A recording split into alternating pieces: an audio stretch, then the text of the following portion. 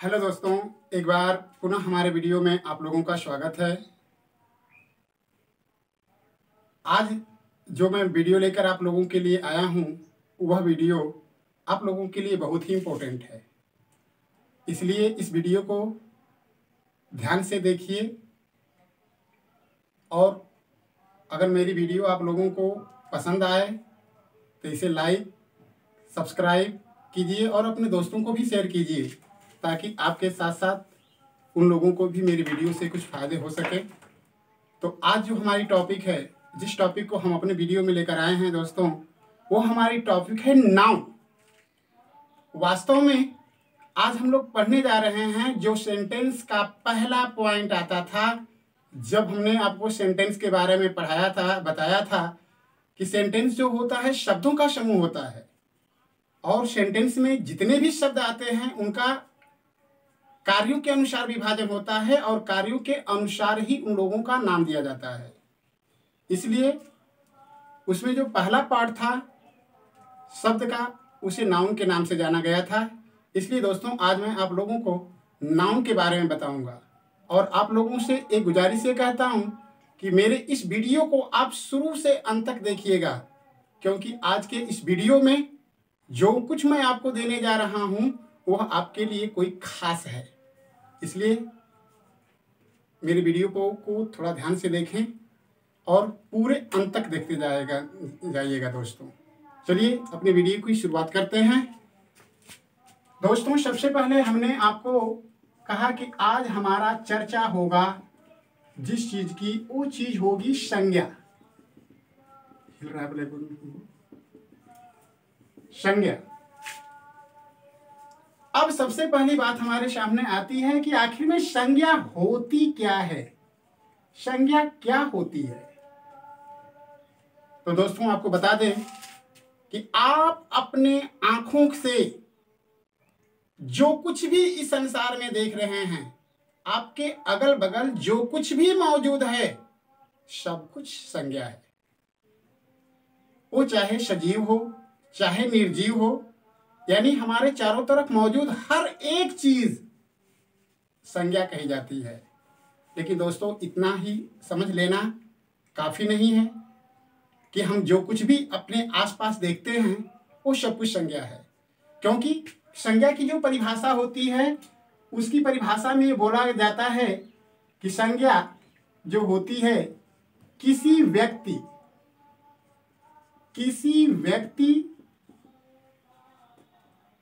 कामा वस्तु कामा स्थान के नाम होते हैं,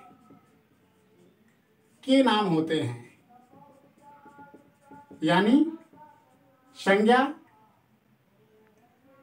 कोई व्यक्ति हो सकता है, कोई वस्तु हो सकती है या किसी स्थान का नाम हो सकता है। लेकिन संज्ञा की इस परिभाषा में जो सबसे इंपॉर्टेंट शब्द जो आपको बताया जा रहा है वह शब्द है वस्तु। यानी संज्ञा जो होती है किसी व्यक्ति, वस्तु और स्थान का नाम होता है, लेकिन इस परिभाषा में यह जो वस्तु है, इस वस्तु का बहुत ही व्यापक अर्थ में प्रयोग किया गया है। इस परिभाषा में, संज्ञा की परिभाषा में, इस वस्तु शब्द का व्यापक अर्थ है। इसके अंतर्गत क्या क्या आएगा इसके बारे में हम आपको बताएंगे जरूर अपने इस वीडियो में। लेकिन सबसे पहले आपको ये बता दें कि हमने कहा कि हम जो कुछ भी अपने इर्द गिर्द, अपने चारों तरफ जो कुछ भी देखते हैं वो सारी चीजें संज्ञाएं हैं। लेकिन दोस्तों मैं आपको बता दूं कि कुछ ऐसी भी संज्ञाएं हैं जिसको हम देख नहीं सकते हैं, न ही उस चीज को छू सकते हैं। हाँ, उसको केवल हम अनुभव कर सकते हैं, उसको केवल हम महसूस कर सकते हैं। वो कौन सी संज्ञा है जो देखी नहीं जा सकती है, जिसको स्पर्श नहीं किया जा सकता है, केवल उसे अनुभव किया जा सकता है। उसके बारे में भी मैं आपको अपने इस वीडियो में जरूर बताऊंगा। आइए अब आगे चलते हैं कि हमारी जो ये संज्ञा होती है स्टॉप कर दूँ।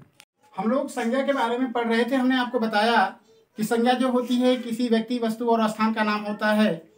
लेकिन हमने आपसे और कुछ बताया कि कुछ ऐसी संज्ञाएं होती हैं जो इनके अंतर्गत नहीं आती हैं, यानी वो ऐसी संज्ञाएं होते हैं जिन्हें देखा नहीं जा सकता है, उनको केवल अनुभव किया जा सकता है। लेकिन अब हम आपको बताने जा रहे हैं कि ये जो हमारी संज्ञा है, इस संज्ञा के अंतर्गत आते क्या क्या हैं। तो दोस्तों ख्याल कीजिएगा, संज्ञा के अंतर्गत names of persons, names of places, names of things, names of rivers, names of cities, names of months, names of days, names of books, names of seas, names of oceans, यानी तमाम ऐसी चीजें हैं। हमने आपको बता दिया है दोस्तों कि संज्ञा का अंत नहीं है, क्योंकि जो कुछ भी हम अपने आंखों से देख रहे हैं वो संज्ञा है। इसलिए आपको जितना बता दिया गया उतना ही केवल नहीं समझना है, यानी संज्ञा के अंतर्गत इस संसार में मौजूद सारी चीजें संज्ञा हैं। अब इसके अंतर्गत हमने आपको एक पॉइंट जो बताया था कि संज्ञा के अंतर्गत ऐसी कुछ चीज संज्ञाएं होती हैं जिनको देखा नहीं जा सकता है। जैसे अगर व्यक्ति कोई होगा तो आप उसको देख सकते हैं, कोई स्थान होगा देख सकते हैं, कोई वस्तु हो सकता है देख सकते हैं, कोई नदी होती है देख सकते हैं, कोई शहर है उसको देख सकते हैं। मंथ और डेज ये ऐसी चीजें होती हैं जिनको देखने वाली बात नहीं है। हमको बस ये समझना है कि मंथ और डेज के जो नाम होते हैं वो संज्ञा के अंतर्गत माने जाते हैं। इसी तरह हो जाएगा नेम्स ऑफ बुक हो गया, कोई ओशियन हुआ, कोई सी हुआ, ठीक है। इसके अंतर्गत हम लोगों को समझ लेना है कि संज्ञाएं इसके अंतर्गत आती हैं। लेकिन हमने आपको ये बताया कि कुछ ऐसी संज्ञाएं होती हैं जिस संज्ञा को हम देख नहीं सकते हैं, उस संज्ञाओं को केवल हम अनुभव कर सकते हैं, उन संज्ञाओं को केवल हम महसूस कर सकते हैं। तो वो संज्ञाएं क्या होती हैं दोस्तों?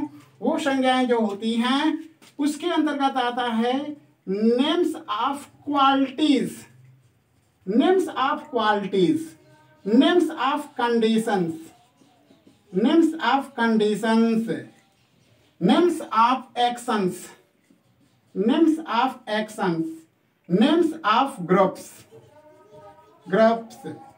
ये जो दोस्तों मैंने आपके सामने ब्लैक बोर्ड पर लिखा, ये ऐसी संज्ञाएं हैं जो संज्ञा होती हैं, लेकिन दोस्तों ये ऐसी संज्ञाएं होती हैं जिनको हम देख नहीं सकते हैं, हाँ उनको अनुभव कर सकते हैं।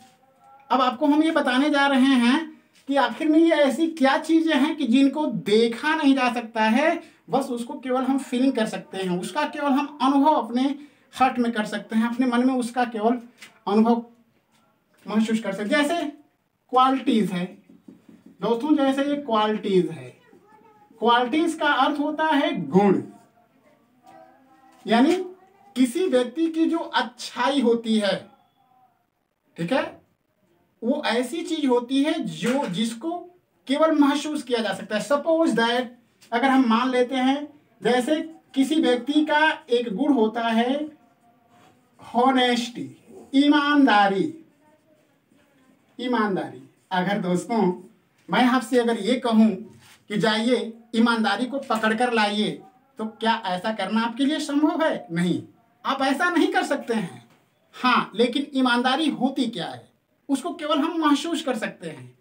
एक उदाहरण के तौर पर लीजिए, जैसे आपका कोई सामान खो गया हो, उस सामान को किसी व्यक्ति ने पा लिया, वो बहुत कीमती थी, लेकिन उस व्यक्ति के अंदर यह गुण है ईमानदारी का। वह व्यक्ति सोचता है कि जिस व्यक्ति का यह वस्तु खोई है, वो व्यक्ति इसको खोज रहा होगा, तलाश रहा होगा, इसलिए उस व्यक्ति के दिमाग में ये बात आती है कि नहीं, हमें चल करके ये चीज जो है उस व्यक्ति को पहुंचा देनी चाहिए या उस व्यक्ति को दे देनी चाहिए। जब व्यक्ति वह ला करके हमारे सामान को हमें वापस करता है तो उसको क्या फायदा होता है? उसको कुछ फायदा नहीं होता है, लेकिन वह व्यक्ति अपने अंदर मौजूद उस गुण को दिखलाता है जिसे ईमानदारी। तो इसका मतलब हम ईमानदारी को देख नहीं सकते हैं, लेकिन उस व्यक्ति के वह जो कार्य था, जो उसने लाकर हमारी वस्तु हमें वापस किया, उसके उस गुण को हमने अपने हृदय में महसूस किया कि नहीं, यह व्यक्ति ईमानदार था। अगर कोई चोर रहा होगा, क्या कोई दूसरा व्यक्ति रहा होगा, तो इतनी कीमती चीज हमें लाकर वापस नहीं किया होता। इसके अलावा दोस्तों, जैसे दूसरा पहला पॉइंट का एक उदाहरण आपको हमने दे दिया। फिर नेक्स्ट पॉइंट में आता है नेम्स ऑफ कंडीशंस। कंडीशन क्या होती है? ठीक है, कंडीशन का मतलब होता है कि ऐसी स्थिति जो हमारे लाइफ से मतलब लाइफ से गुजरती हो। जैसे कंडीशन के अंतर्गत अगर हम आते हैं, तो जैसे इसके अंतर्गत कंडीशन से अगर लेते हैं कंडीशन, तो इसके अंतर्गत बहुत सारी चीजें आती हैं जिनको केवल अनुभव किया जा सकता है। जैसे अगर किसी व्यक्ति की यूथ, YOUTH, यूथ का मतलब युवावस्था, युवावस्था। इसके कहने का अर्थ होता है कि कोई व्यक्ति जब अपनी युवावस्था में होता है, अगर कह दिया जाए कि फलाना व्यक्ति के युवावस्था को पकड़ कर लाइए, तो पकड़ कर ला नहीं सकते हैं आप। केवल हम उसको अनुभव कर सकते हैं कि नहीं, यह व्यक्ति जो है अपनी युवावस्था में कदम रख चुका है या युवावस्था को प्राप्त कर लिया है। इसी तरीके से जैसे और कंडीशंस के अंदर आते हैं, जैसे जजमेंट हुआ। जजमेंट जिसकी हिंदी होती है दोस्तों न्याय। न्याय ये ऐसी चीज होती है जिसको केवल हम महसूस कर सकते हैं। जैसे कोई एक सज्जन व्यक्ति हो, उसको किसी गलत कार्य में फंसा दिया गया हो, उसका निर्णय करने वाला जो जज है, वह जज इस मामले को अच्छी तरह से छानबीन करने के बाद अपना फैसला देता है, अपना निर्णय सुनाता है, लोगों से कहता है कि नहीं, यह व्यक्ति जो है निर्दोष है।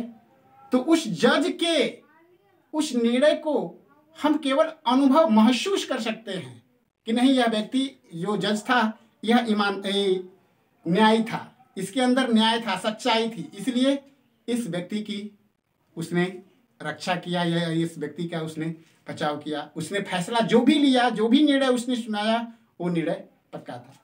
इसी तरह से हमने आपको बताया है कि नेम्स ऑफ एक्शंस, यानी एक्शंस के जो कार्य होते हैं उसके अंतर्गत हमने आपको ये बता दिया। जैसे यूथ हो गया, और एक्शन, एक्शन का मतलब यही आपको हमने जो अभी चर्चा में किया था, जैसे जजमेंट होता है, न्याय होता है। इसी तरह से नेम्स ऑफ ग्रुप्स। देखो दोस्तों, ये जो सबसे मुख्य पॉइंट है ग्रुप। ये जो ग्रुप होता है, ग्रुप का मतलब होता है समूह। समूह के कहने का आशय यह होता है कि कुछ ऐसी चीजें होती हैं जो लोगों के मिलने से बनती है, और वो शब्द भी संज्ञा के अंतर्गत आता है। दोस्तों, इससे अगर और विस्तृत जानकारी लेना चाहते हैं तो इस चीज को मैं क्लासिफिकेशन के माध्यम से, संज्ञा के वर्गीकरण के माध्यम से आपको समझाने जा रहा हूं। इस चीज को आप ध्यान से देखें। संज्ञा यानी अब आपको हम बताने जा रहे हैं काइंड्स ऑफ संज्ञा, यानी काइंड्स ऑफ नाउन, जिसकी हिंदी हुई संज्ञा के प्रकार। संज्ञा के प्रकार। हमने आपको बताया कि संसार में या हमारे चारों तरफ जो कुछ भी चीजें हैं, इस संसार में सब चीजें संज्ञा के अंतर्गत आती है, लेकिन इन संज्ञाओं के प्रकार के बारे में हम पढ़ने जा रहे हैं। यानी पूरी संज्ञाओं को मुख्य रूप से 5 भागों में बांटा गया। यानी संज्ञाएं जो होती हैं मुख्य रूप से 5 प्रकार की होती हैं। पहली जो संज्ञा होती है वह है प्रॉपर नाउन। दूसरी जो संज्ञा है वह है कॉमन नाउन। तीसरी जो संज्ञा है वो है कलेक्टिव नाउन, कलेक्टिव नाउन। चौथी जो संज्ञा है वह है मैटेरियल नाउन, और 5वीं जो संज्ञा है उसको हम अब्स्ट्रैक्ट नाउन के नाम से जानते हैं। दोस्तों, ये संज्ञाओं का वर्गीकरण है, यानी जितनी भी संज्ञाएं हैं उन सारी संज्ञाओं को इन 5 वर्गों में से किसी न किसी एक वर्ग में रखा जा सकता है। अब इन वर्गीकरण को हम बारी बारी से पढ़ेंगे कि प्रॉपर ऑफ नाउन, अरे प्रॉपर नाउन क्या होता है, कॉमन नाउन क्या होता है, कलेक्टिव नाउन क्या होता है, मैटेरियल नाउन क्या होता है, अब्स्ट्रैक्ट नाउन होता है। इन चीजों को हम बारी बारी से पढ़ते हैं। तो लीजिए, सबसे पहले मैं आपको उठाने जा रहा हूं प्रॉपर नाउन। पहले जो संज्ञा हमने आपको पढ़ाया बताया संज्ञा के प्रकार में, वह हमारा है प्रॉपर नाउन, जिसकी हिंदी होती है दोस्तों व्यक्तिवाचक संज्ञा। व्यक्तिवाचक संज्ञा यानी अब संज्ञाओं में किन संज्ञाओं को हम प्रॉपर नाउन के अंतर्गत रखते हैं, इन चीजों के बारे में आपको बताने जा रहे हैं। तो देखिए, बोला गया बेटा दोस्तों कि किसी व्यक्ति यानी किसी विशेष व्यक्ति वस्तु और स्थान के नाम को प्रॉपर नाउन कहते हैं। प्रॉपर नाउन कहा जाता है। प्रॉपर नाउन कहा जाता है। बोला गया कि व्यक्तिवाचक जो संज्ञा होती है वह किसी विशेष व्यक्ति, किसी विशेष वस्तु और स्थान के नाम को हम प्रॉपर नाउन के अंतर्गत रखते हैं।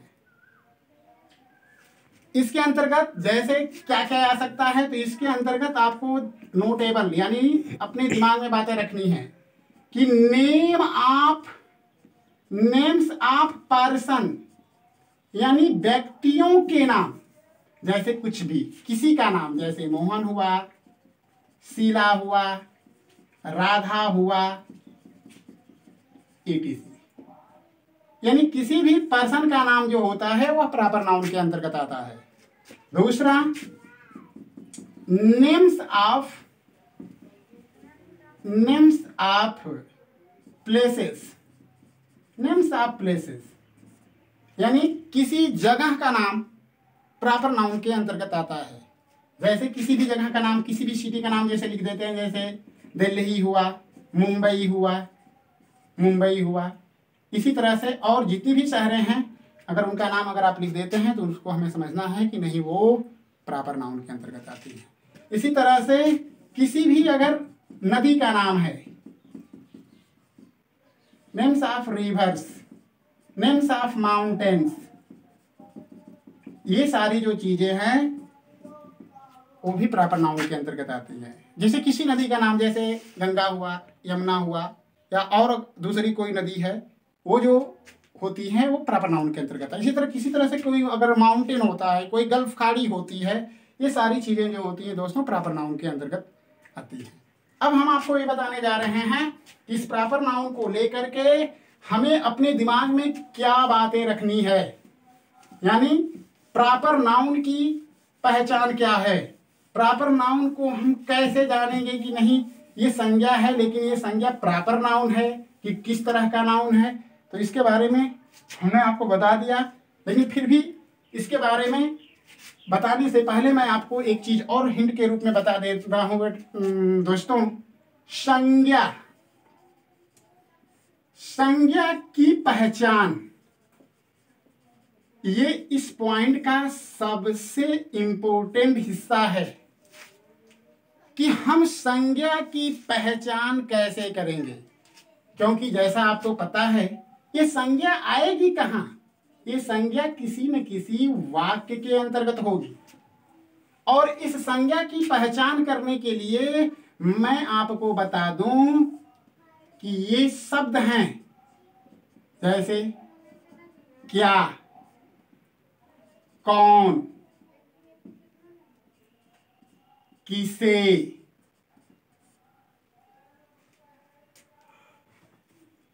यानी क्या, कौन, किसे, किसकी, ये ऐसी चीजें हैं। एक और शब्द इसमें शामिल कर सकते हैं, कहाँ।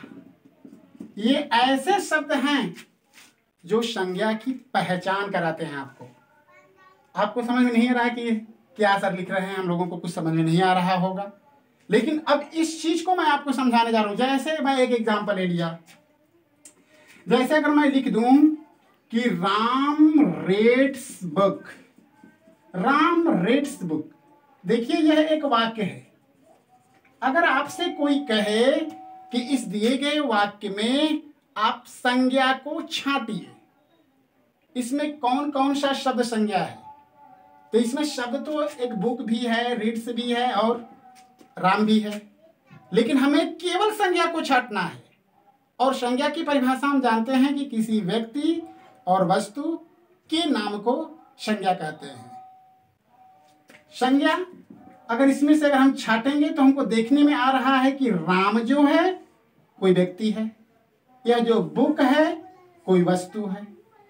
ये दो संज्ञाएं हैं, लेकिन हमने कहा कि संज्ञा को कैसे पहचानेंगे, किसी वाक्य में आए हुए शब्दों में से हम कैसे महसूस करेंगे कि नहीं ये जो शब्द है संज्ञा हो सकता है या नहीं हो सकता है। तो हमने यही आपको बताया कि हम संज्ञा की पहचान कैसे करते हैं। हमने आपसे बताया कि किसी वाक्य में आया हुआ जो शब्द है वो संज्ञा है कि क्या है, क्योंकि हमने आपको बता दिया है पहले भी कि संज्ञा यानी जो वाक्य होता है वह वाक्य जो होता है शब्दों का समूह होता है, और उस वाक्य में आए हुए जितने भी शब्द होते हैं सारे शब्दों का नाम अलग अलग होता है। लेकिन हमें पहचान करनी है संज्ञा की कि उस वाक्य में आए हुए जो शब्द हैं, प्रयोग किए गए जो शब्द हैं, उनमें कौन कौन सा शब्द जो है वो संज्ञा है या नहीं है।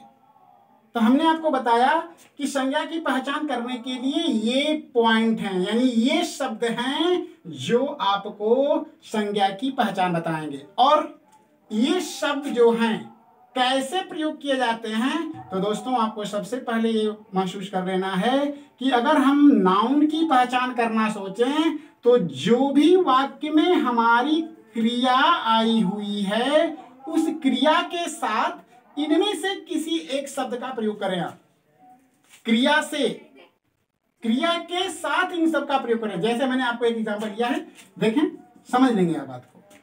जैसे हमने लिखा है एग्जाम्पल के रूप में राम रेड्स बुक। अगर इसमें क्रिया की तलाश करें तो क्रिया हमारी आपके सामने दिख रही है, किताब। अब हमको ये करना है कि ये तो हमारी क्रिया है, लेकिन बचे शब्द बाहर बुक हैं और राम है। अब ये करना है कि बुक और राम संज्ञा हैं या नहीं। तो हमने कहा कि अपनी ये जो हमारी वाक्य में क्रिया है उस क्रिया के साथ इनमें से जो शब्द उचित आपको दिख रहा है उस शब्द का प्रयोग करके क्रिया से प्रश्न करें। जैसे अगर मैं कह दूं, आपसे अगर पूछा जाए कि इसमें संज्ञा कौन सा शब्द है, तो मैंने कहा कि इन शब्दों में से किसी एक शब्द का प्रयोग क्रिया के साथ करके प्रश्न करें। जैसे अगर कहा जाए कि राम पढ़ता है, अगर वाक्य लिखा जाए कि राम पढ़ता है, ठीक है, ये कहना उचित नहीं है। क्या कहना उचित है?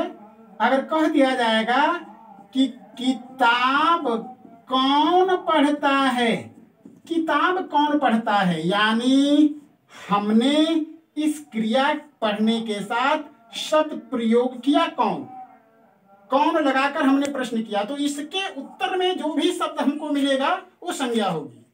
यानी किताब कौन पढ़ता है, तो इस एग्जाम्पल में लिखा गया है कि राम किताब पढ़ता है, यानी हमको मिला शब्द क्या, राम। यानी इस वाक्य में आया हुआ जो हमारा शब्द है राम वो संज्ञा है। दूसरी बात, बुक है कि नहीं संज्ञा, इसकी पहचान करें।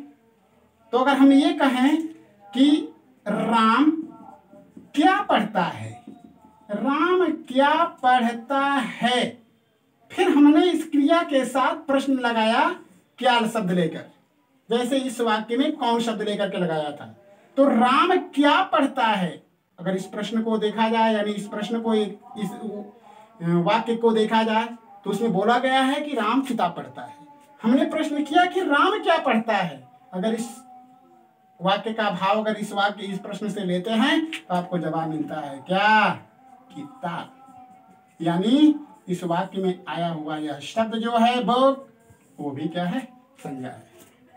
तो दोस्तों इस तरह से हमने आपको ये बताया कि किसी भी सेंटेंस में प्रयोग किया गया जो शब्द है उन शब्दों में कौन कौन सा शब्द जो है संज्ञा होगी कि नहीं होगी, इसकी पहचान करने का फार्मूला हमने आपको दिया। कि वाक्य में जो आपके सामने क्रिया होगी, वर्ब होगी, उस वर्ब के साथ इन बताए हुए शब्दों में से किसी भी शब्द का प्रयोग अगर आप करेंगे प्रश्न करने में, यानी इन शब्दों का प्रयोग करके प्रश्न करें और उस प्रश्न के उत्तर में जो कुछ भी मिलेगा आपको वो संज्ञा ही होगी। तो इसके अनुसार और भी सारे एग्जाम्पल हैं, लेकिन समय के अभाव में थोड़ा हम आगे एक वीडियो को लेकर अपने चलते हैं। अब आगे बढ़ते हैं। अब हम लोगों ने पढ़ लिया कि प्रॉपर नाउन क्या होता है। अब हमें प्रॉपर नाउन के विशेषता को समझना है, यानी जो हमने पढ़ा है प्रॉपर नाउन, प्रॉपर नाउन, इसकी विशेषता को हमें समझना है कि इसकी क्या विशेषताएं होती हैं प्रॉपर नाउन की। तो हमको ये समझना है, इसलिए मैं आपको हिंट के रूप में दे रहा हूं। हिंट यानी आपको इसको टिप्स समझना है कि प्रॉपर नाउन की पहचान क्या होती है। और यह जो पॉइंट है उन छात्रों के लिए उपयोगी है जो किसी कंपटीशन में बैठते हैं, क्योंकि ये बात ध्यान में रखनी होती है हमें कि प्रॉपर नाउन किस रूप में कैसे लिखा गया होता है। दोस्तों, पहला पॉइंट हमें ये ख्याल कर लेना है कि यह प्रॉपर नाउन वाक्य में जहां भी होगा, वो जब भी लिखा गया होगा उसको किस लेटर में लिखा गया होगा? कैपिटल लेटर में, यानी उसका जो पहला अक्षर होता है वह बड़े अक्षर में लिखा गया होता है। दोस्तों, जैसा कि आप जानते हैं, आप अपना नाम लिखते हैं, किसी दूसरे व्यक्ति का नाम लिखते हैं, किसी शहर का नाम लिखते हैं, किसी स्थान का नाम लिखते हैं, लेकिन विशेष स्थान, ठीक है, या किसी नदी का नाम लिखते हैं, किसी पहाड़ का नाम लिखते हैं, किसी खाड़ी का नाम लिखते हैं, किसी बुक का नाम लिखते हैं, तो आपको पता है कि उसका नाम लिखते समय आप उसके पहले शब्द को कैपिटल लिखते हैं। तो इस पॉइंट को हमें ध्यान रखना है कि ये प्रॉपर नाउन जब भी लिखा रहता है वह प्रॉपर मतलब कैपिटल लेटर में होगा। दूसरी इसकी पहचान होती है कि प्रॉपर नाउन के साथ आर्टिकल ए एंड द का प्रयोग नहीं होता है। यानी ये पॉइंट हमें बताया कि प्रॉपर नाउन ऐसी संज्ञाएं होती हैं जिनके साथ कोई आर्टिकल नहीं आता है। प्रॉपर नाउन के पहले न तो ए आएगा, न ही एन आएगा, न ही द आएगा। लेकिन आपको बता दें कि कुछ ऐसे कंडीशन हैं, कुछ विशेष शर्तें हैं जो प्रॉपर नाउन शब्द होगा, लेकिन अभी आपको हमने बताया कि ए एंड द में से किसी का प्रयोग उस प्रॉपर नाउन के साथ नहीं होगा। लेकिन आपको यह समझना है कि कुछ विशेष कंडीशन यानी कुछ विशेष शर्तें ऐसी होती हैं जिन संज्ञाओं के पहले आर्टिकल आता है, और वह आर्टिकल अगर आएगा भी तो केवल एक ही आर्टिकल आ सकता है और वह होगा द। अब हमें यह जानना है कि वह आर्टिकल जो द है किसी प्रॉपर नाउन के सामने कब आता है, यानी कौन कौन से ऐसे प्रॉपर नाउन होते हैं जिनके पहले हमें आर्टिकल द लगाना होता है। तो इसको देखें, द का प्रयोग आपको उस समय, जैसे कोई भी व्यक्ति का अगर नाम होगा, किसी भी व्यक्ति का नाम होगा तो भले ही प्रॉपर नाउन होगा लेकिन द का प्रयोग नहीं करते हैं। जैसे आपका अगर नाम राहुल है तो द राहुल नहीं लिखते हैं, किसी का नाम अगर मीरा है द मीरा नहीं लिखते हैं। लेकिन हमने आपको बताया कि कुछ ऐसी संज्ञाएं होती हैं जो प्रॉपर नाउन होने के साथ अपने साथ द लेती हैं। तो अब हमें यह जानना है कि वो चीजें क्या क्या हैं। तो दोस्तों, आपको ये समझना है, अगर किसी भी अगर नदी का नाम अगर लिखते हैं, अगर आप किसी भी रिवर का नाम लिखते हैं, जैसे गंगा, यमुना, गंगोत्री, जो कुछ भी है, किसी भी अगर नदी का नाम अगर लिखते हैं तो उस नदी का नाम गंगा, यमुना जो भी होगा, उस नदी के पहले आपको द लगाना है। कोई भी अगर धार्मिक ग्रंथ है, धार्मिक ग्रंथ का मतलब कोई धार्मिक पुस्तक यानी कोई रिलीजियस बुक होती है, रिलीजियस बुक अगर होगी तो उस रिलीजियस बुक के आगे भी आपको द लिखना है। जैसे हिंदुओं का जो धार्मिक ग्रंथ है, जैसे रामायण हुआ, वेद पुराण हुए, मुस्लिम लोगों का जो धार्मिक ग्रंथ है वो कुरान हुआ। इसी तरह से अन्य दूसरे धर्म के जो लोग हैं उन लोगों का, हर लोगों का धर्म के अनुसार अपना अपना धार्मिक ग्रंथ है। इसलिए किसी भी धार्मिक ग्रंथ के नाम के पहले द लगता है। आगे अगर बढ़ते हैं तो अगर कोई अगर पर्वत है, कोई अगर माउंटेन अगर है, किसी भी पर्वत के नाम के पहले आपको आर्टिकल द का इस्तेमाल करना है, द का प्रयोग करना है, यानी द लगेगा। ठीक है, तो हमें ध्यान देना है, कोई नदी होगी, कोई धार्मिक ग्रंथ होगा, पर्वत का नाम होगा, कोई अगर इमारत अगर होगी, इमारत का मतलब बिल्डिंग्स, ये जैसे पर्वत को माउंटेन बोलते हैं और ये बिल्डिंग होती है।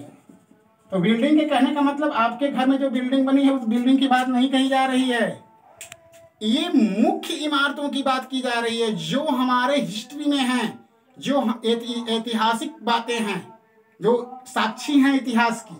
यानी जैसे आगरा में मौजूद जो हमारा ताजमहल है, इसी तरह से रेड फोर्ट है, कुतुब मीनार है।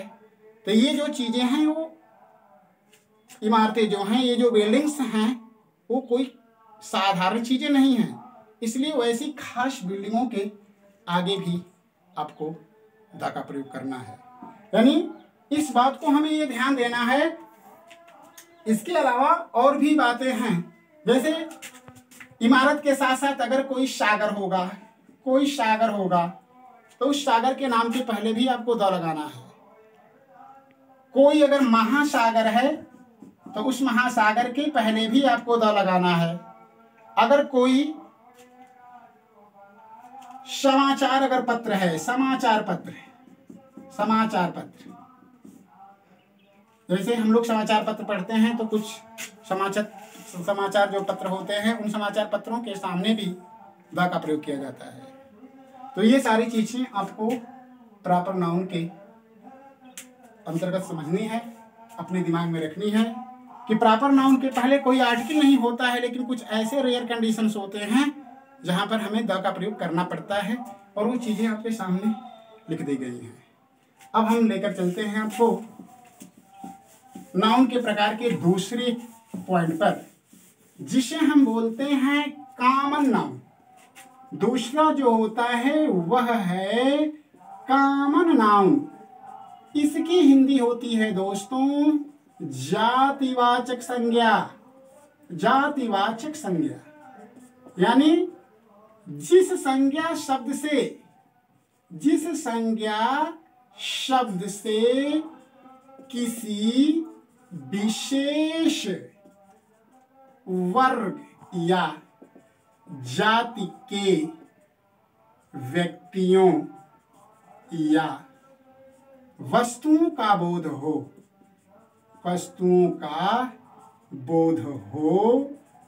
उसे जातिवाचक संज्ञा कही जा सकती है।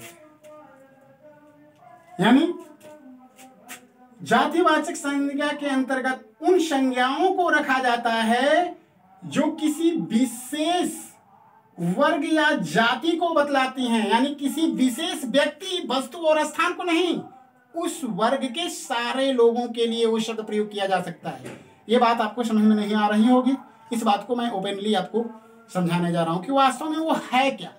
जैसे मैं एक छोटा सा एग्जांपल लेता हूं, जैसे अगर मैं कह दूं कि Ram is my brother, Ram is my brother.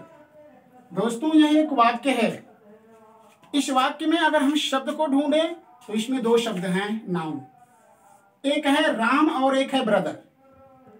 अभी हम लोगों ने पढ़ा कि जब किसी भी व्यक्ति का नाम रहेगा वह व्यक्ति जो होगा प्रॉपर नाउन के अंतर्गत होगा।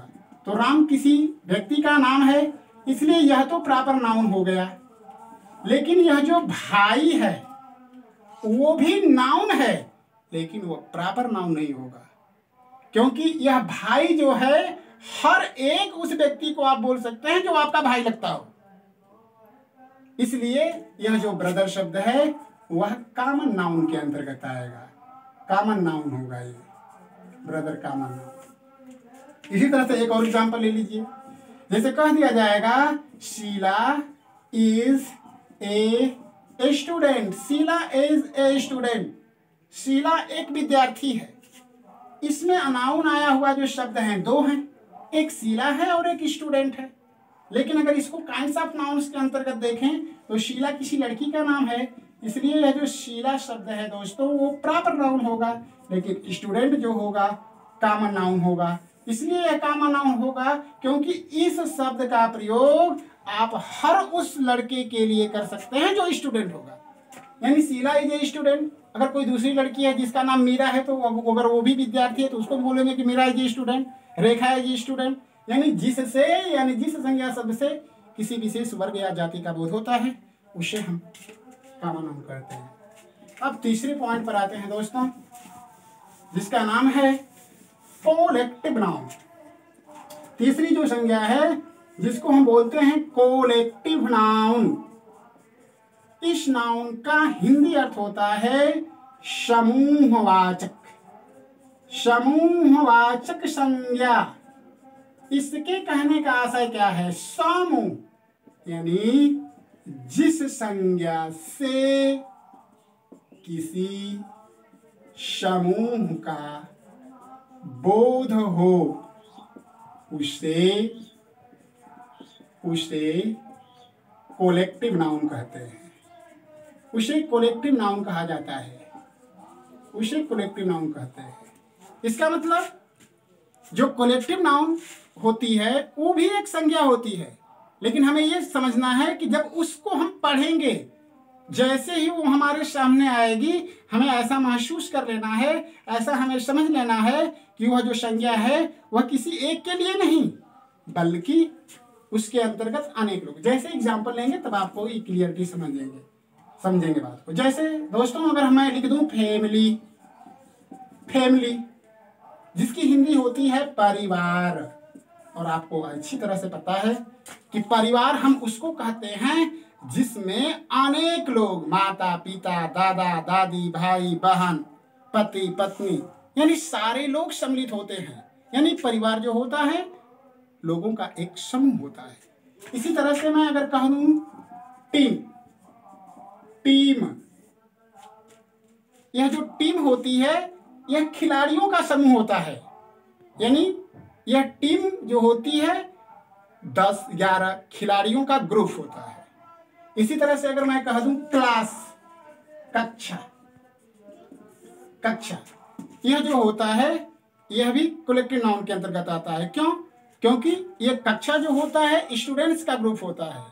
अगर एक विद्यार्थी अगर कहीं खड़ा है तो उसको आप क्लास नहीं बोल सकते हैं, लेकिन अगर एक स्थान पर 10, 20, 15 विद्यार्थी बैठकर पढ़ रहे हो तो उसको विद्यार्थी नहीं कहेंगे, नहीं ये विद्यार्थियों की कक्षा है। इसी तरह से आगे बढ़ते हैं दोस्तों, जैसे ये शब्द हमारा है आर्मी, जिसका अर्थ होता है सेना। सेना का निर्माण जो होता है सैनिकों से होता है, शोल्डर्स उसमें होते हैं, सैनिकों का वह समूह है। इसलिए यह जो आर्मी शब्द है वह भी आपका कलेक्टिव नाउन के अंतर्गत आएगा। इसी तरीके से अनेक ऐसे शब्द हैं जो आपके सामने आएंगे जिसको हम कलेक्टिव नाउन के अंतर्गत कर सकते हैं। इसके अलावा और सारी चीजें हैं जो आपको हम बताएंगे। जैसे इसमें और सारी चीजें हैं, जैसे फ्लीट कर देंगे, फ्लीट समूह, इसको हम बोलते हैं फ्लीट, उसको बोलते हैं जहां पर भेड़ों का समूह होता है, सॉरी फ्लॉक्स, FLOCK के फ्लॉक, यह जो होता है भेड़ों का समूह कहलाता है, समूह।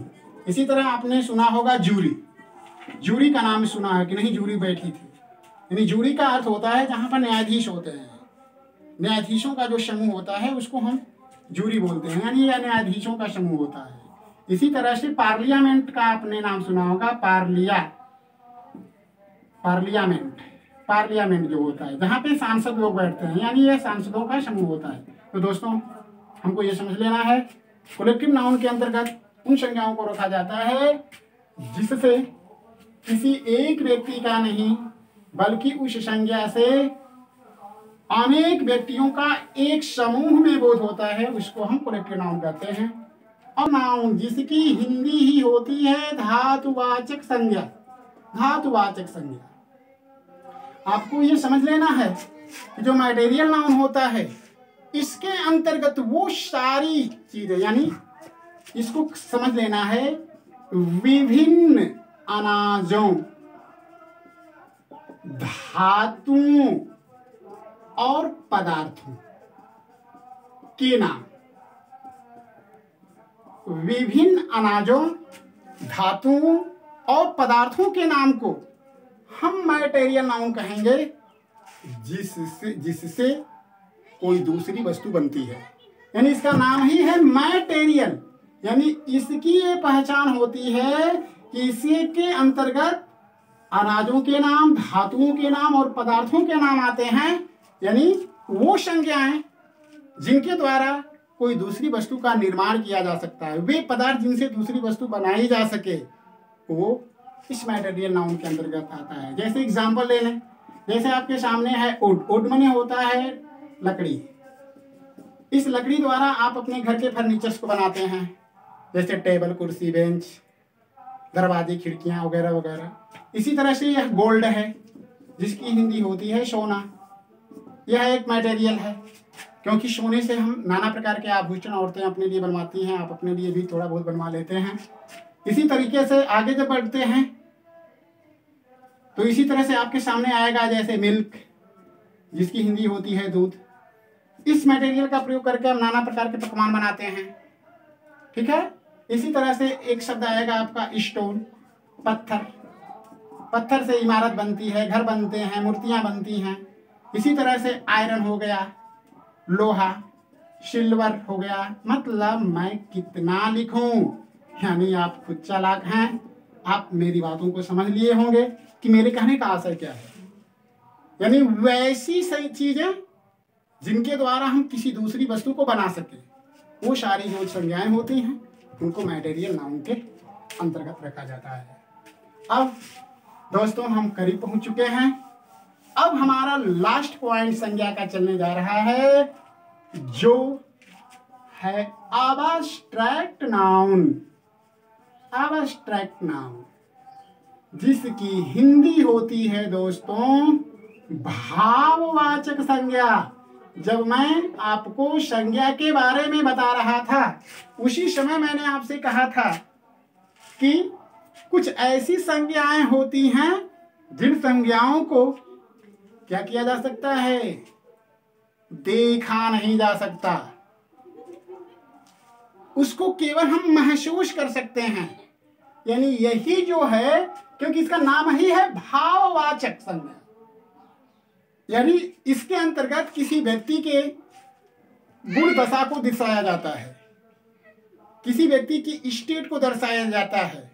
इसका मतलब इस अबस्ट्रैक्ट नाउन को भाववाचक संज्ञा कहते हैं, यानी इसके द्वारा किसी व्यक्ति के गुण दशा या स्थिति को दर्शाया जाता है। ये ऐसी संज्ञाएं होती हैं जिसके द्वारा किसी व्यक्ति के गुण दशा और उसकी स्थिति को प्रकट किया जाता है। और ये संज्ञाएं ऐसी संज्ञाएं होती हैं, जैसा कि मैंने आपको खुद बताया है कि ऐसी संज्ञाएं होती हैं जिसको देखा नहीं जा सकता है, हाँ उसको महसूस किया जा सकता है। जैसे इस अबस्ट्रैक्ट नाउन की ये पहचान होती है कि ऐसी संज्ञाएं जिनके द्वारा किसी व्यक्ति के गुण दशा और स्थिति को प्रकट किया जाता है, यानी वे संज्ञाएं जो मनुष्य के गुण दशा और स्थिति को प्रकट करती हैं, वो संज्ञाएं जो होती हैं इस अबस्ट्रैक्ट नाउन की अंतर्गत होती हैं। और मैं आपको ये बता दूं कि यही जो पांचवी प्रकार की संज्ञा है, उसी संज्ञा को छांटने में आप कंफ्यूज होते हैं कि आखिर में ये क्या शब्द है। आपको मालूम ही नहीं चलता है कि क्या यह भी शब्द संज्ञा के अंतर्गत आ सकता है। इसलिए मैं आपको सबसे इम्पोर्टेंट इसके बारे में बता रहा हूं, इसकी पहचान। यानी इस अबस्ट्रैक्ट नाउन की पहचान ये होती है कि यह इस तरह की संज्ञा होती है जिसके अंत में टी-वाई, जिसके अंत में नेस, जिसके अंत में सिप, जिसके अंत में हुड और जिसके अंत में टीएच इत्यादि लगा होता है, ये अबस्ट्रैक्ट नाउन की पहचान बताने वाले शब्द हैं। एग्जाम्पल के तौर पर लिया जाए, जैसे टी वाई का लगा होना, जैसे अगर मैं लिख दूं ब्यूटी, जिसकी हिंदी होती है सुंदरता, यानी सुंदरता क्या है?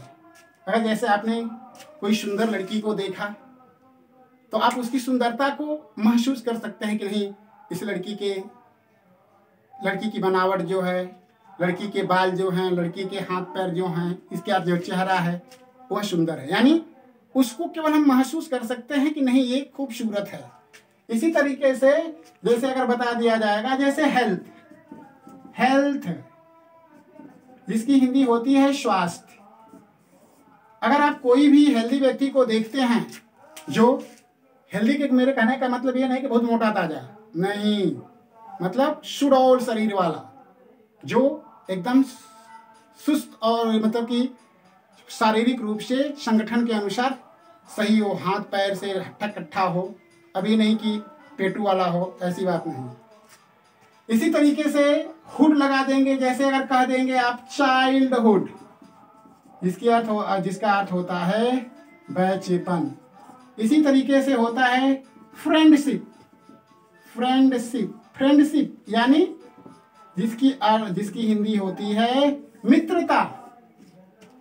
अगर मैं आपसे कहूं कि नहीं, आपने मित्रता, जाइए आप मित्रता को पकड़ कर लाइए, या मित्रता को आपने कहीं देखी है, तो आप मित्रता को देखे नहीं होते हैं, लेकिन हाँ, मित्रता क्या होती है इसका अनुभव आपने किया होता है।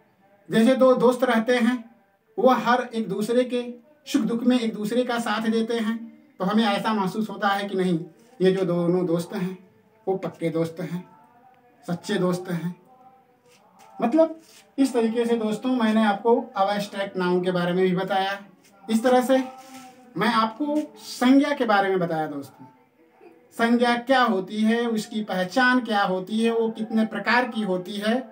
आज की वीडियो में मैं आपको केवल इस संज्ञा के बारे में बता करके अपनी वीडियो को स्टॉप करता हूँ।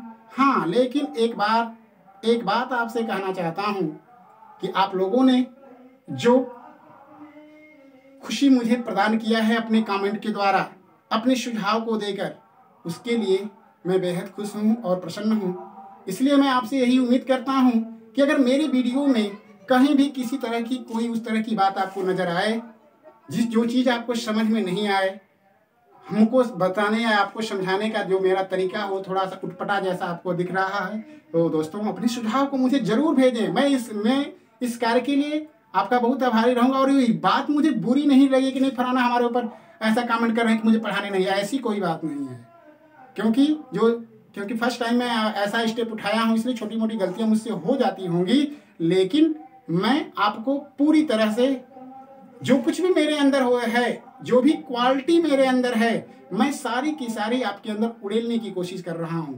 यानी जहाँ तक मुझे जानकारी है और जिस तरीके से मैं आपको समझाना चाह रहा हूँ ताकि वो बात आपको समझ में आ जाए, उस तरीके से समझाने की कोशिश कर रहा हूँ। यानी मैं पूरी अपनी शक्ति आपके लिए प्रयोग कर रहा हूँ ताकि मेरी समझाई हुई बात जो है वो आपके दिमाग में पड़े। इसी के साथ मैं अपने इस वीडियो की समाप्ति करता हूं और एक बार आपसे पुनः यही कहता हूं कि अगर इस मेरे वीडियो से अगर आप लोगों को कोई फ़ायदा नज़र आ रहा है तो मेरे वीडियो को केवल आप अपने तक ही सीमित ना रखें, बल्कि मेरे वीडियो को अपने अन्य दूसरे मित्रों को भी शेयर करें, ताकि आपके साथ साथ उन्हें भी मेरे इस वीडियो से कुछ फ़ायदे हो सके, कुछ लाभ हो सके। तो दोस्तों अब मुझे इजाज़त दीजिए, लेकिन आपको बता दूँ कि मैं अगले वीडियो के साथ इसी नाउन से संबंधित चीज़ें लेकर आपके लिए आऊँगा कि नाउन जो होती है वो किस तरह के जेंडर के अंतर्गत, कौन सी नाउन किस जेंडर के अंतर्गत रखी जाती है, और संज्ञा का जो रूप होता है, नाउन जो होती है वह कितने रूपों में प्रयोग की जाती है, और एक संज्ञा के रूप को हम दूसरी संज्ञा के रूप में कैसे ट्रांसफ़र करते हैं, ये सारी बातें हम आपको अपने अगले वीडियो में लेकर आएंगे। धन्यवाद दोस्तों।